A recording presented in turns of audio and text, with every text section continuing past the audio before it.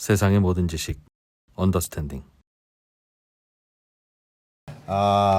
이번에는 여러분들 기다리시는 해담경제연구소 어혜진 소장님 시간인데 네. 오늘은 또 무슨 다양한 광고업계 뉴스 하나 가지고 오신 것 같고요. 이거 어혜진 소장님 전공인데 네. 그리고 광고업계 이야기. 그 요즘 그 철도가 다시 뜬답니다. 예. 그 보통은 이제 배로 실어 나르거나 아니면 급하면 비행기로 나르는 게 보통인데 예. 이제 그런 게 좀 뭔가 문제도 생기고 그러나 봐요. 아무튼 이런저런 철도가 다시 뭐 중요해지고 있다는 그런 이야기가 있는 것 같은데 예. 일단은 뭐 만나보죠. 어서 오십시오. 안녕하세요. 네. 안녕하세요. 오늘 뭐 기분 좋으신 것 같습니다. 아니요, 뭐 혹시 두 분 그 노래방에 갔을 때 네. 이제 딱 노래가 시작됐을 때 이 전주 부분에서 조금 댄스를 해줘야 되는 그런 노래들 있잖아요. 예. 그런 노래가 딱 시작이 됐는데 누군가가 간주 점프를 누르는 기분 아세요? 뭔지 압니다. 춤도 배워왔는데. 네, 하려고 했는데. 내가 지금 이거 해야 되는데 다 그냥 말짱 도루묵이 이 프로가 무슨 소개를 한답시고 할 얘기 다 해버리니까 싫다. 도대체 언더스탠딩은 이 프로를 언제까지 이렇게 데리고 다닐 거냐. 어혜진 소장님 저한테 제가 빠지면 안 될 것 같습니다. 네, 이제 많은 시청자들이 다 아시는데요, 소장님. 네. 언더스탠딩은 2% 없으면 안 됩니다. 많은 분들이 그냥 중독돼 계세요. 아니 정말 네. 두 분 다 없으면 안 될 것 같아요. 네, 제가 정말 알겠습니다. 네. 네. 간주 점프 죄송하고. 자, 오늘 무슨 광고 업계 이야기입니까? 예. 네, 뭐 업계? 네, 화면 먼저 보시겠습니다. 요거는 이코노미스트 기사인데요. 제목이 광고 없는 인터넷 세상에 오신 것을 환영합니다. 뭐 그런 내용이에요. 근데 이 기사는 어떤 소비자와 기업 간에 쫓고 쫓기는 어떤 광고 영업에 대한 기사를 다루고 있어요. 예. 우리가 뭐 유튜브 비롯해서 SNS를 할 때 광고 여기저기 보이잖아요. 뭐 페이스북이나 인스타그램, 뭐 게시물들 사이사이에 이렇게 광고가 뜨는데 물론 내가 이렇게 검색한 것도 보여주기도 하지만 마치 나의 얘기를 다 엿듣고 본 것처럼 그런 혹하는 그렇죠. 것들만 띄워가지고 저도 예. 이렇게 솔깃해가지고 구매한 게 한두 번이 아니에요. 네. 근데 이코노미스트에서 이렇게 말하고자 하는 거는 뭐 광고 없는 세상이 왔다도 아니고 요즘 그런 광고가 참 많아도 아니고 야 하다가 이제는 그런 광고를 안 보려면 돈을 내세요 하는 세상이 와버렸네 그런 내용입니다. 그래서 요거 볼게요. 지금 기사 보시면 요거 로이터 기사인데 예. 메타, 인스타그램, 뭐 하여튼 메타가 인스타그램, 페이스북 유럽에 광고 없는 요금제를 뭐 도입했다. 근데 이게 11월부터 메타가 페이스북하고 인스타그램을 사용하는 그 유럽 연합, 뭐 유럽 경제 지역, 뭐 이런 사용자들에게 그 애드 프리라고 해가지고 예. 그런 요금제를 내놓은 거예요. 그러니까 월 구독 요금제인데 만약에 PC로 내가 뭐 인스타그램, 페이스북을 사용하는데 광고를 보기 싫어. 그러면 뭐 우리 돈으로 한 14,000원, 돈 내면 9.99 유로. 광고 없이 쓸 수 있어요. 네, 그리고 뭐 iOS나 뭐 휴대폰 그런 안드로이드를 하려면 더 비싸요. 12.99 유로. 우리 돈으로 하면 한 18,000원 정도를 내야 돼요. 그러면 광고 없이 이 서비스를 이용할 수가 있어요. 지금 유튜브 프리미엄이 딱 그렇게 하는 거잖아요. 그렇죠. 맞아요. 근데 이 메타가 이렇게 하는 이유는 그간 유럽 지역에서 굉장히 많이 두들겨 맞았거든요. 그러니까 유럽에서 메타한테 너네 반독점이야. 이런 얘기도 했었고 지난 5월에는 개인정보 보호 규정 위반으로 뭐 우리 돈으로 하면 한 1조 원 넘는 과징금 받기도 했고요. 예.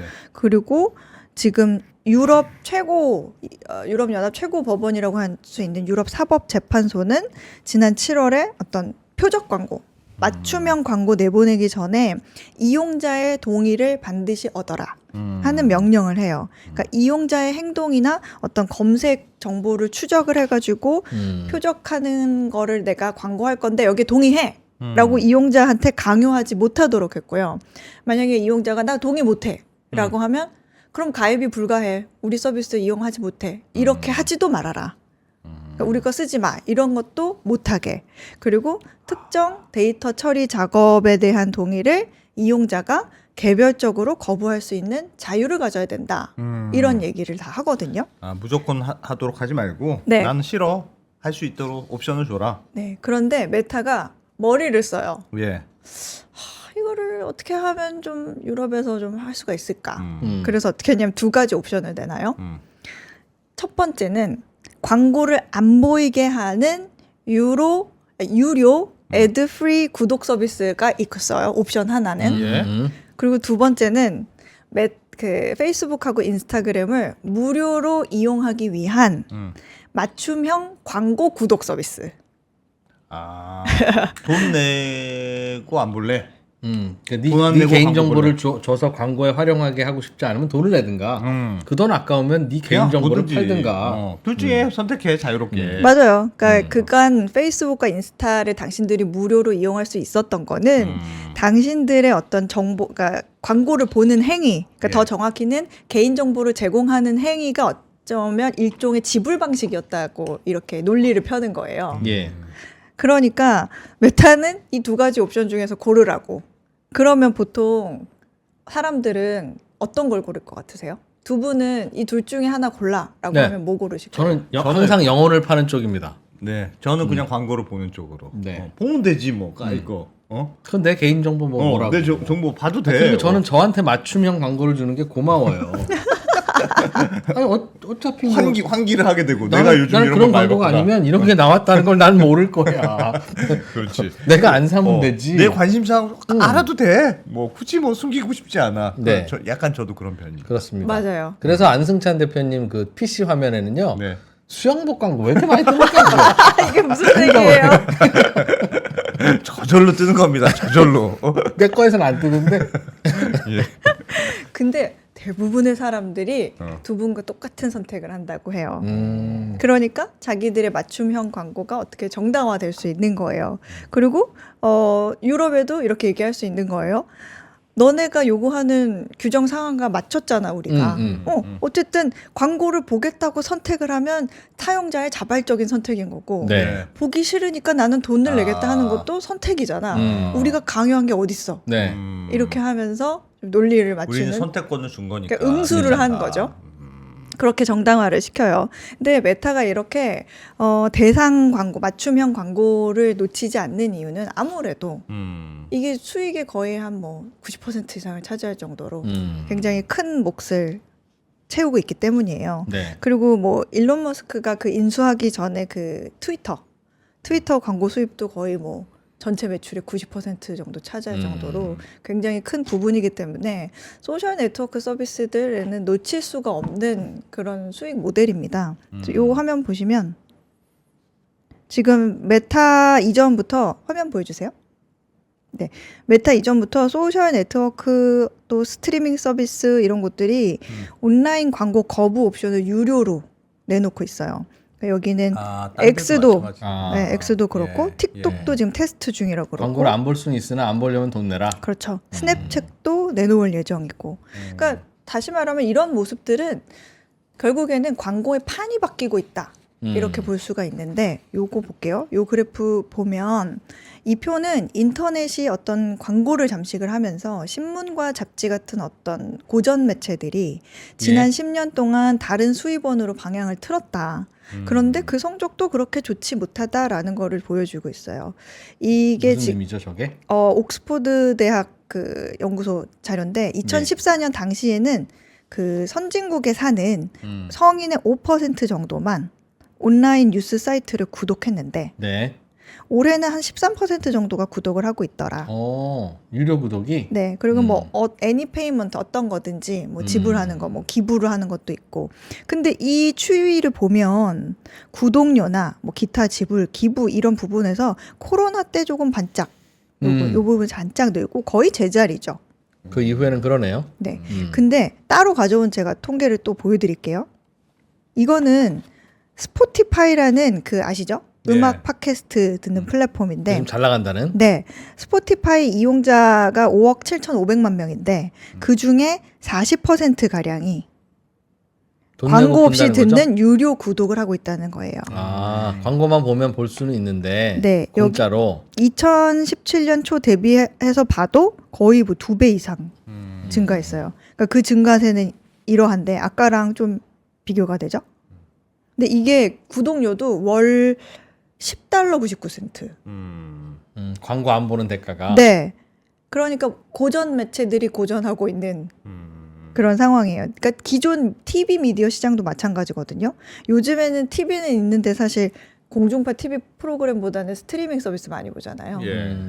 그래서 미국의 경우에만 좀 얘기를 해보면 미국은 TV에서 연간 한 1,600억 달러 규모의 광고 비용이 쓰이는데 이게 예. 한국 돈으로 하면 210조 원 네. 정도가 넘어요. 근데 광고비 비싼 거는 아시잖아요. 슈퍼볼 때도 봤으니까. 네. 우리 뭐 30초짜리 하나에 한 90억 뭐 이런다 이런 얘기 했었잖아요. 근데 지난해 시청률 추이를 좀 추적해 보니까 스트리밍이 케이블이나 공중파 방송을 제치고 미국에서 가장 많이 시청하는 TV가 됐대요. 형태가 됐다 포맷이. 네. 그런데 네. 거기는 돈을 내는 사람이 많고 돈을 내는 사람에게는 광고를 안 보여줘야 되는 게 계약이니까. 맞아요. 일반 도대체 광고를 그럼 누구한테 하라는 거야 우리는. 이런 얘기가 맞습니다. 나온다는 거군요. 맞아요. 이게 요 그래프 보여드릴게요. 지금 말씀하신 게 야. 그대로 그래프로 나오는데요. 네. 미국에서 스트리밍 서비스 이용자들의 구독 현황이에요. 예. 그냥 광고 보는 사람이 진한 파랑. 나 돈 광고 안 낼래. 없이. 광고 볼래. 광고 없이 유료로 안 한 사람 더 보고 많네? 거부하는 사람이 밝은 파랑. 그러니까 비율은 뭐 점점 그 광고 보기 싫다는 비율이 늘고 있지는 않은 것 같은데. 네. 그러나 절대적으로 저 숫자가 늘어나면 저 사람들한테 광고가 도달할 방법은 점점 줄어드네요. 그렇죠. 그리고 요거는 이제 그 채널별로 사업자별로 구독 비중을 보여주고 있거든요. 그 예. 아래 표 표 한 번 더 잠깐만 보여주세요. 다시 보여주실래요? 예. 아 지금 네. 야, 여기는 이제 사업자별로 스트리밍 사업자별로 구독자 비중이에요. 아니 그러면 그러니까 예를 들면 저 플랫폼 사업자 입장에서는 내가 광고로 받아도 되고 광고로 받거나 아니면 유료로 받거나 뭐 나는 뭐 양쪽으로 받아도 돼. 뭐 하시는 대로 하세요. 이러면 되는데 광고를 해야 되는 사람 입장에서 광고를 어디다 합니까? 다들 그쵸. 이렇게 하면 광고주가 그럼 대안이 필요하잖아요. 그래서 한 40초 전에 그 얘기 똑같이 하지 않았어요? 약간 달랐습니다. 저도 똑같은 얘기를 하죠. 아니에요. 꿈을 꾸신 거예요. 그리고 네. 보통은 광고는 뭐 사라고 광고하는 건데 예. 그럼 돈 좀 있는 사람한테 광고가 가야 되는 건데 돈 좀 있는 사람은 한 달에 10,000원 내고 나한테 광고 보내지 마.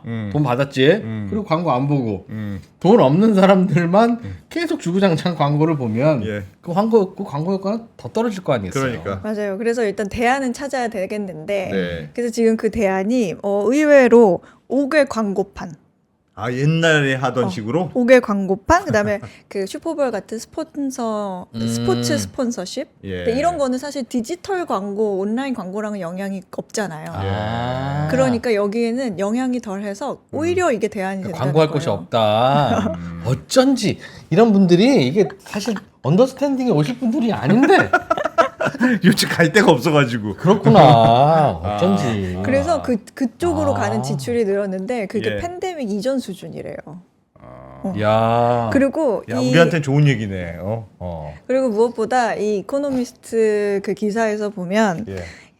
새로운 광고 시장의 대안이 이제 스트리밍을 넘어서 그동안의 광고의 어떤 뭔가를 보여주지 않았던 그런 기술 플랫폼에서 나올 거다. 이런 얘기를 하는 거예요. 새로운 광고를 우리 어디다 해야 되냐? 네. 하면 예를 들면 한마디로 아마존. 네. 아마존이 디지털 광고에서도 돈을 엄청 벌 거다. 이런 식으로 얘기를 하는데 지금도 사실 아마존은 검색하면 옆에 이제 광고 뜨죠. 돈 내면 상위권을 올려주죠. 그렇죠. 그리고 이걸로 사실 번 돈이 지금 뭐 전 세계 신문 업체가 번 것보다 또 훨씬 많아요. 예. 근데 요 그림 한번 보겠습니다. 자, 이거는 아마존 프라임 서비스 아시죠? 예. 네. 아마존 프라임 서비스에다가 그 회원을 대상으로 2.99달러를 더 내면 $3 내면 광고를 뺄 거고 프라임 비디오를 볼 때 광고를 빼줄게. 그거를 내년부터 미국, 영국, 뭐 독일, 캐나다 등에서 할 거라는 거예요. 근데 저것도 저 광고 없는 유료인 거네요. 결국. 맞죠. 근데 아마존 프라임을 시청하는 가구의 84%가 이제 아마존에서 쇼핑을 하고 네. 그리고 프라임을 구독하는 가구는 아까 이프로님이 잠깐 말씀을 하셨는데 유독 수익이 좀 좋은 사람들이 많다는 돈 거죠. 좀 있으니까 프라임도 보고 광고도 빼고 네. 그런 거 아니겠어요? 그렇지 않은 가구보다 구독하는 가구가 훨씬 가구 소득도 더 많을 가능성이 높으니까 광고주 여러분 우리한테 맡기세요. 이런 홍보를 요즘에 지금 아마존이 야. 하고 있어요. 아. 네. 그런데 뭐 여기까지는 기사 내용이긴 한데요. 이 기사를 제가 가져온 이유는 우리가 좀 생각해 볼 만한 것들이 좀 많은 것 같아서 네. 두 분의 의견도 좀 듣고 뭐 시청자 여러분들 의견도 좀 듣고 하면 좋을 것 같아서 이게 개인의 데이터 보호에 대한 어떤 권리 문제를 애드프리라는 그런 어떤 대안으로 그런 구독의 대안으로 맞대응을 하고 있다는 게 광고업계에서는 굉장히 상당히 큰 변화라고도 볼 수 있고요. 사실 온라인 광고 같은 거는 사업하는 사람 입장에서는 정말 돈을 많이 줘야 할 수 있는 대기업의 그런 TV 광고가 아니고서는 이런 광고들이 있어야 내가 또 돈을 벌고 성장할 수 있는 수단이 되기도 하거든요. 그러니까 예. 이 프로는 광고 계속 봅니다. 봐줍니다. 네. 지나가다가 그 찌라시 주시는 분들 거 다 일일이 받아 갖고 오고. 저도 네. 다 봤습니다. 저도. 근데 꼭 나한테는 헬스클럽, 영어 공부 이런 거 주더라. 그러니까 너는 운동 좀 해야 되고 영어 공부도 좀 해야 돼 이런 느낌이 아니 주나 봐. 내가. 그분들도 이렇게 나눠줘야 또 일당도 그런 받지 거 않습니까? 아니겠습니까? 그러니까 받는 거지. 그러니까 사실 이런 광고는 있어야 되는데 만약에 내가 광고를 당한다고 얘기할게요. 광고를 당하는 사람 입장에서는 야 이거는 정말 점점 여유가 있지 않으면 이거는 사람 짜증나는 광고를 이렇게 내가 온몸으로 받아야 되나 네. 그런 생각을 해볼 수도 있겠죠. 그러니까 여기에서도 차별이 생길 수도 있는 그런 문제가 있을 수도 있고 또- 광고. 야, 약간 너 그런 느낌은 들어. 너는 아직 광고를 보는구나. 그런 열심히 느낌. 좀 살지 그랬어. 그런 이런 느낌도 이런 거. 들고. 그쵸. 와. 돈이 있는 사람만 광고에 방해받지 않는 평화로운 온라인 생활을 할 수 있다. 이런 얘기가 나올 수도 있는 거고. 약간 그런 느낌이 들 수도 있겠습니다. 예를 들면 어렸을 때 무슨 동네 깡패 형 만났을 때 너 맞을래? 돈 낼래? 그러면 돈을 내. 그럼 고마워. 약간 그런 느낌. 나는 원래 안 맞을 권리가 있었는데 너 맞을래? 돈 낼래? 그러면 돈으로 내겠습니다. 그리고 또 다른 면으로 생각하면 나의 개인 정보를 보호하기 위해서는 돈을 지불해야 하는. 그게 왜 돈을 내야 되냐? 난 그쵸. 원래 내 권리는 내 사실 건데. 그건 기본권인데, 야 이렇게 되다가는 뭐 사실 뭐 투표할 때도 돈을 내야 되나? 뭐 그런 얘기가 나올 수 근데 있을. 그 부분은 네. 예를 들면 그런 페이스북 이용 안 하면 되는데 유럽인들이 오늘 또 유럽이랑 싸우네. 페이스북 입장에서는 고객을 가려받을 권리가 있잖아요. 아니 내가 내 장사인데 당신 오지 말라고 한다는데 광고 안 볼 거야? 오지 마세요. 를 할 수 있는 권리가 있잖아요. 네. 나이트클럽의 물 관리가 그런 거 아닙니까? 네. 그런데 그거를 못하게 강제를 하는 법을 만드니 유럽에서 안 돼. 너는 장사지만 손님을 가려받을 수는 없어. 세상에 그런 장사가 어디 있습니까? 자기들 국경 넘어오는 것 중에 탄소 있는 놈들은 안 받고 탄소 없는 놈은 받고 하면서 그러니 이렇게 대응하는 거가 뭐 어떻게 하라는 거냐. 그런 룰 자체가 부당하다면 이상하다. 부당하다. 그렇죠. 지금은 뭐 스트리밍 서비스, 뭐 이커머스 하는데 이제는 심지어는 호텔도 할 수 있어요. 네. 호텔도 그 기본 TV 켰을 때 띵 광고 뜨게 할 수도 있죠. 개인정보 이용해서. 음. 그러니까 그런 개척지들이 계속 넓혀질 수도 있고 여러 가지로 조금 생각해볼 문제가 있을 것 같아서 두 분 의견도 좀 들어볼 겸 해서 저는 가져왔습니다. 광고 환영이고요. 그리고 광고가 뭐가 되는지 알아야 예. 또 거기 가서 전화해서 언더스탠딩도 좀 광고를 해주세요도 할 수 있고 저는 광고 사랑합니다. 저도 네. 또 개인정보에 대한 비용이 좀 표준화돼야 될 수도 있을 것 같고. 네. 네. 저는 뭐 저의 개인 정보는 어차피 다 날라가서 하루에도 뭐 몇 번씩 뭐 주식하다 물린 분 대출 받으세요 광고 한 10대 깨우고요. 이미 뭐 저는 뭐 알겠습니다. 괜찮습니다. 그런 얘기가 있다. 네, 그런 얘기가 있다. 변화가 있긴 있겠네요. 네. 네. 요 얘기 갖고 왔고요. 다음 예. 뉴스로 바로 넘어가면 화면 네. 먼저 보겠습니다. 중국 유럽 화물철도에 대한 얘기인데요. 네. 우크라이나 전쟁이 어떤 중국발 유럽행 열차의 흐름을 어떻게 바꿔놨는지에 대한 이야기예요. 이거는 무슨 사실 말입니까? 11월 말 기사긴 한데 지난주에 운하 얘기했었잖아요. 네. 네. 근데 이제 어떤 요 얘기도 같이 하면 좋을 것 같아가지고 가지고 왔거든요. 그러니까 중국과 유럽 사이를 잘 오가던 철도가 있는데 네. 예. 이게 우크라이나 전쟁으로 굉장히 큰 변화가 있었어요. 아, 그래요. 그리고 우크라이나를 지나가던 철도였나 봐요. 우크라이나도 지나가고 러시아도 지나가고 아, 주로 중국에서 러시아 러시아를 거쳐서 지나가죠. 우크라이나 거쳐서 유럽으로 가는데 네, 중간에 그럼 그 열차는 끊겼겠네요. 전쟁통에. 네. 그래서 여기서 끊겼다기보다는 네, 아무튼 계속 한번 보세요. 네. 그 지금 기사에서 간주 나오고 있지 않습니까 지금? 빨리빨리 알고 싶어서. 이 기사에서 나오는 철도 이름이 차이나 유럽 레일웨이 익스프레스예요. 예. 중국 유럽 화물철도라고 하는데 그 중국이 1대1로 사업 중에 하나로 좀 개발된 어떤 신실크로드 같은 거예요. 근데 이렇게 생겼습니다. 네. 자, 연보라는 중국 내부에서 이렇게 한 112개 중국 도시 연결하고 있고요. 예. 주황색이 저 위로 가죠? 북쪽 회랑인데 러시아 통해서. 네, 러시아 통해서 모스크바해서 이쪽 네, 네. 이렇게 쭉 가고요. 그다음에 중앙아시아 이렇게 보라색이 중부 회랑 이렇게 얘기할 수 있을 텐데 뭐 중앙아시아와 서아시아 뭐 100개 이상 도시 통과하고 러시아 거쳐서 유럽 가거나 터키 거쳐서 유럽 가거나. 네, 유럽으로 가면 한 25개국 뭐 200개 넘는 도시를 다 갑니다. 네. 쭉 가요. 근데 여기에서 메인은요. 우크라이나 또는 벨라루스로 이어지는 여기 이 주황색이 메인이에요.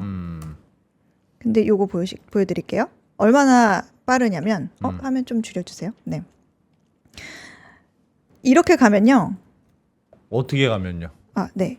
여기서 주황색으로 가면 중국 주요 도시에서 출발해서 러시아를 거쳐서 모스크바 지나서 벨라루스 여기 거쳐서 발트해 근처로 가든지 예. 아니면 벨라루스 거쳐서 폴란드 바르샤바 들어서 독일 서유럽 이렇게 가든지 예. 네, 요렇게 가면 지금 보통은 뭐 독일 함부르크 뭐 민헨 뭐 이렇게 가면 한 20일 채 안 걸립니다. 20일 정도 걸린다. 네. 예.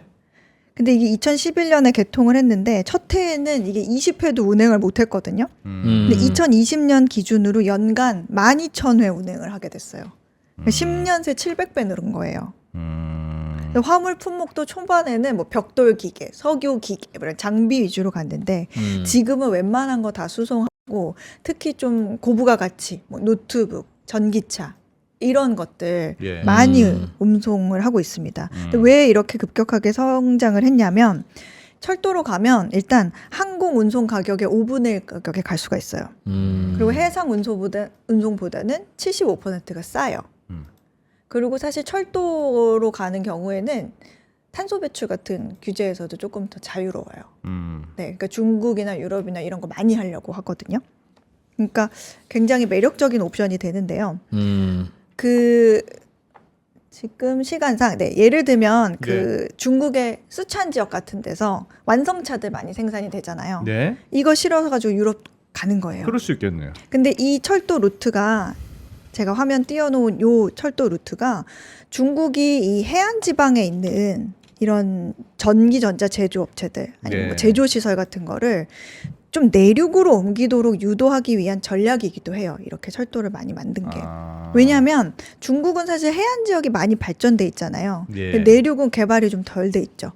그러니까 그렇겠네. 지역 균형 발전도 할 수 있고 그다음에 일자리도 생기고 그다음에 뭐 인건비 경쟁력 다시 생길 수 있고 그리고 장기적으로 봤을 때 만약에 이게 조금 전략적인 제품이다.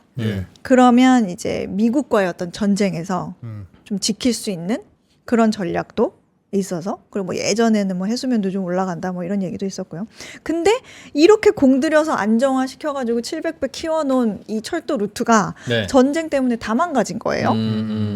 6월에 뭐 유럽 연합이 제재하고 뭐 하면서 유럽의 많은 무역업자들이 러시아를 지나가는 이 루트가 거의 70% 이상을 차지하는데 주황색이. 네, 이 루트로 가면 러시아에 우호적인 거 아니야?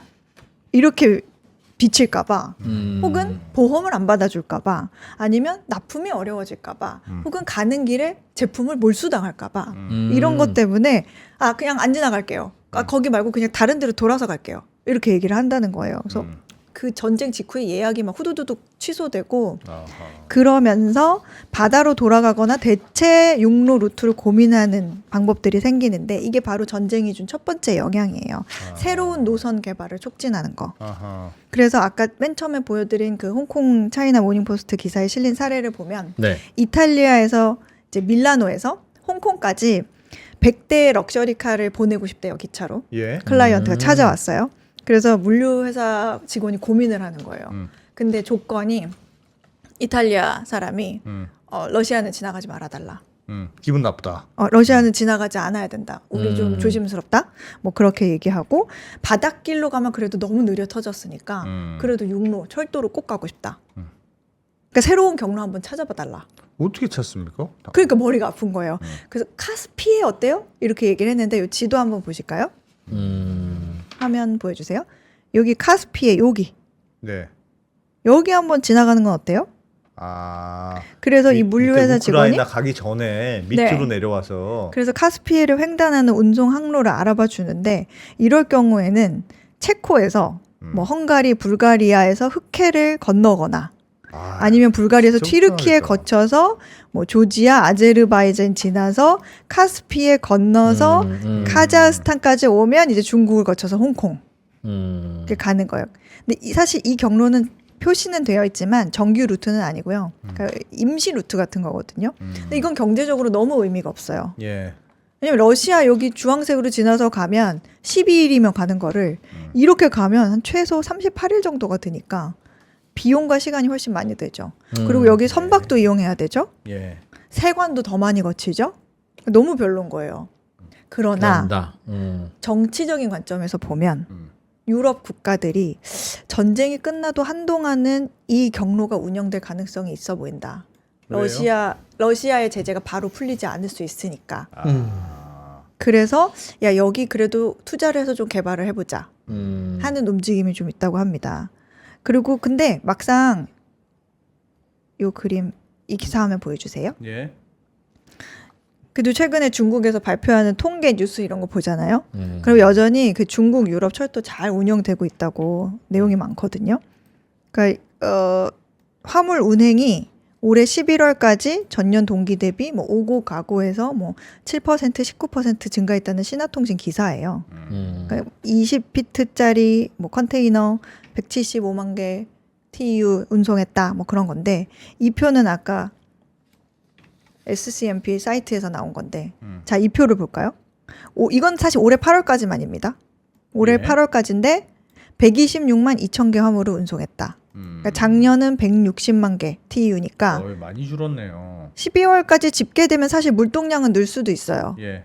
네, 아까 175만 5 TEU라고 했었거든요. 예. 중국이. 그러니까 좀 늘 수 있어요. 여기는 총량은. 빨간색이 지금 전체 총량이고 맞습니다. 진한색 밑에 게 회색이 중국과 유럽. 볼륨. 네. 그런데 이 유럽까지 오가는 물동량은 전체 철도로 운송된 12% 정도에 불과한 거예요. 예. 2021년은 그래도 뭐 한 40% 정도 됐는데 네. 그 통계를 또 보면 요거 보시면 유럽에 도착하는 국가들도 벨기에, 헝가리, 폴란드, 독일, 네덜란드 같이 이렇게 5개 국가로 확 줄었대요. 물동량이 얼마나 줄었는지. 뭐 60%, 47%, 80% 많이 줄었죠. 유럽에서 중국으로 오는 것도 줄었습니다.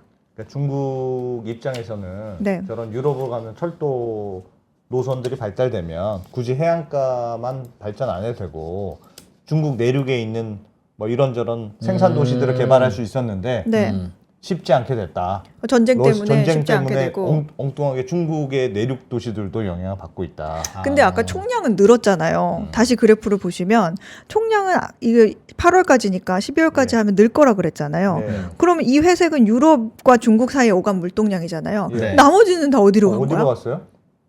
러시아로 갔다고 추정을 하고 있어요. 아. 그래서 러시아가 사방이 막히니까 중국으로부터 수입이 급격하게 늘었잖아요. 중국산 제품이 그러니까 지금 이 철도가 중국 유럽 화물 열차인데 중국 러시아 특급 열차로 별명이 바뀌었어요. 아하. 그럼 중국 입장에서는 나쁘진 않네요. 나쁘지는 유럽은 않죠. 배로 나가는 게 보내고 러시아는 있으니까. 철도 보내고. 그럼 되네. 네, 아. 그러니까 어쨌든 공백을 채우고 있는 거기는 한데, 아, 야. 근데 이제 러시아는 뭐 괜찮네요. 어? 다들 러시아 쪽으로 이제 무역하지 말라고 하니까 네. 중국이 중국 그냥 인도만 요즘 땡큐지 뭐 그냥. 그냥 우리도 안 하려고 그랬는데 하면서. 근데 걱정이 되는 건 하나 있어요.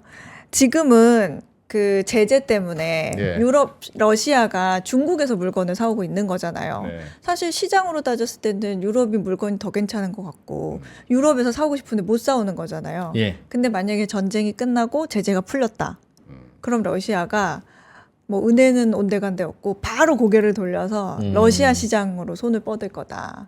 그러니까 중국 입장에서는 그런 것도 생각을 해야 된다라는 내용도 뭐 기사를 살펴보면 좀 있기는 합니다. 하여튼 전쟁이 일어나면 다양하게 변하죠. 그 주위 나라들이 좋은 것 같습니다. 대체로. 그럼요. 우리도 팔아먹고 뭐 우리도 하고 월남전 때 많이 팔아먹었잖아요.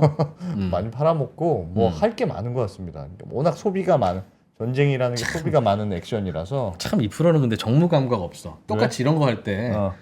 일본이 봐요. 그 일본이 일본 얼마나 놈들이 일본 놈들이 우리 전쟁 그 6.25 때 많이 팔아먹었잖아요.라고 하면 그 다들 속 시원하신 걸 그걸 월남전 때 우리 코리아가 얼마나 많이 팔아먹었는데요? 라고 얘기하니까 분위기 쏴해지고 사실이긴 하지만 그거 어떻게 했으면 나 머릿속 그 생각하고 있었는데 참 보면 참 정무 감각 없어. 딱 일본 얘기 딱 생각나는 거 어떻게 거기서 그걸 베트남전을 얘기하냐.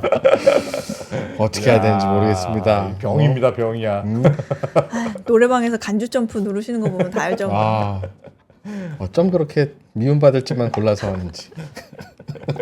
하여튼 그래서 당분간은 전쟁이 끝나지 않는 이상은 이 모습이 좀 장기적인 추세가 될 것 같고 지금 또 운하 같은 거 그런 거 해상 물류 문제가 생기니까 철도로 네. 또 오히려 많이 옮기고 있는 그런 추세라서 한번 가지고 와봤습니다. 네. 알겠습니다.